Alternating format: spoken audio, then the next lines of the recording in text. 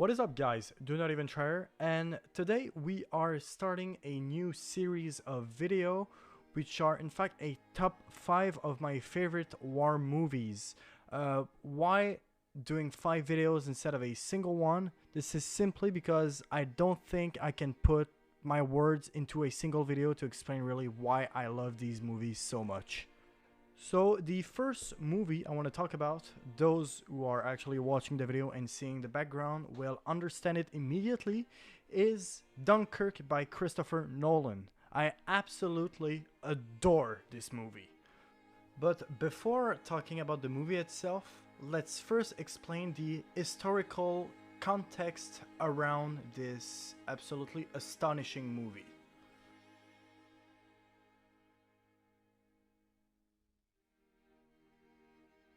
On September 1st, 1939, Nazi Germany, ruled by Adolf Hitler, crosses the Polish border to invade the country.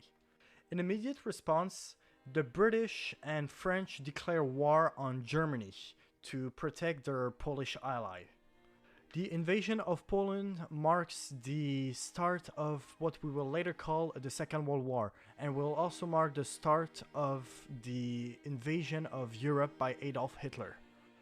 After Poland, it will be the turn for Denmark, Norway, Belgium, the Netherlands, and Luxembourg to fall under the German hands. And then, in May of 1940, Adolf Hitler and his panzer divisions go through the Ardennes forest, passing by the Maginot Line, and crosses the French border. After that, nothing is stopping Hitler. And within 17 days, the German panzer armies completely encircle the BEF, aka the British Expeditionary Forces, and a major part of the French army at the small city of Dunkirk. And for just over a week, it is 400,000 soldiers, French and British, that will await evacuation from their armies. And during these times, the panzer armies will actually stop around the city of Dunkirk and will let the Luftwaffe, led by Hermann Goering, to literally strafe the sitting ducks that are on the beach. Originally, Winston Churchill only wanted about 45,000 men to be evacuated, since the complete undefendable army on the beach was just that, absolutely undefendable. But after 9 days, it is not 45,000 soldiers that were evacuated, but 338,000.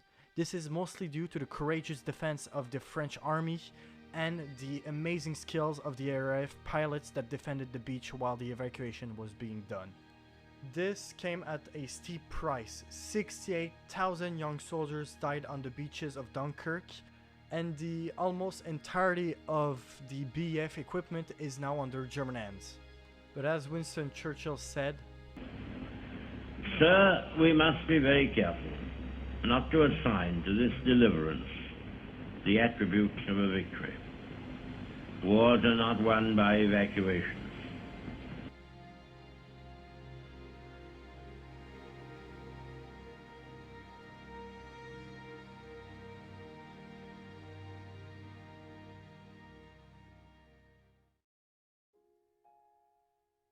Alright, now I am in the part where I am gonna say why I absolutely adore this movie. So obviously there will be a ton of spoilers, so for those who live under a rock and still haven't seen the movie, pause this video right now and go watch it. It is well worth the time.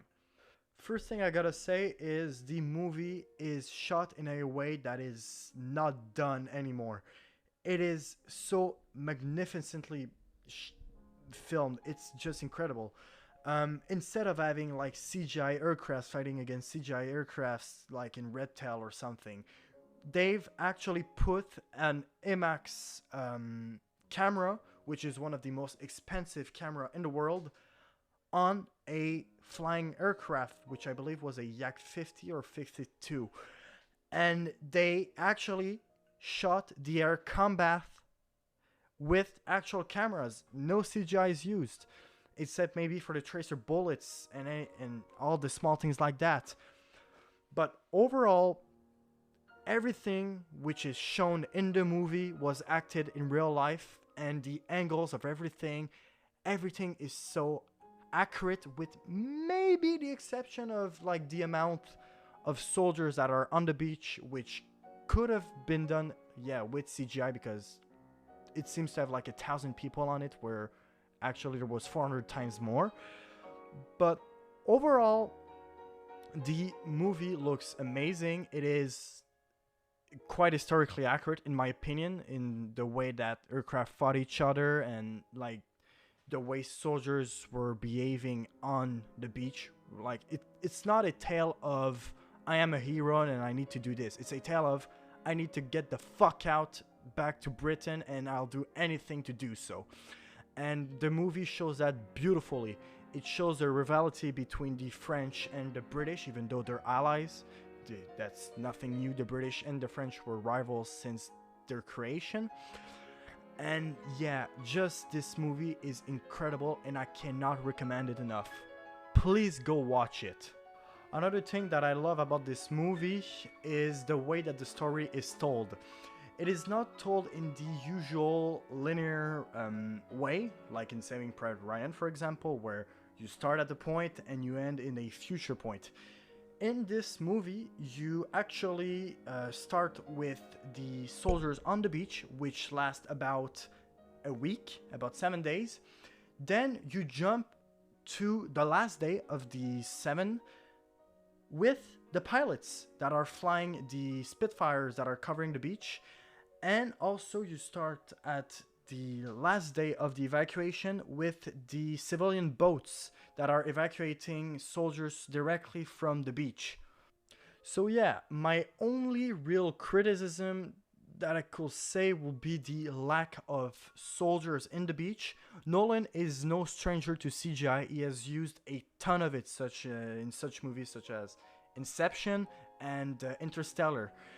And I mean, just copy and paste the soldiers a bit and you'll have a beach that is full of soldiers, and it will give a much grittier and like a real picture of what the evacuation of Dunkirk was. And my second criticism will be the lack of representation that the French got. I feel like they were extremely underused. They are there, of course, at the beginning of the movie, where they kind of like shoot at the Germans that we don't see one time in the movie. This movie doesn't show the Germans. That's a thing to remember.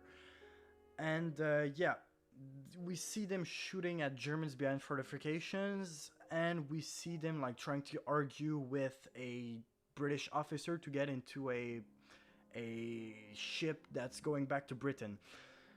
But I feel like they were kind of underused because the French actually defended the BEF at the beach, and they are probably the reason why the British got their army back. And there's sadly, they have the reputation of being cowards, where they were not. They were just defending the beach while the British were evacuated. But yeah, this is my two only criticism about this movie, and honestly, I cannot recommend it enough. Please do yourself a favor and take the hour and a half that it takes to watch this movie. You will absolutely not regret it.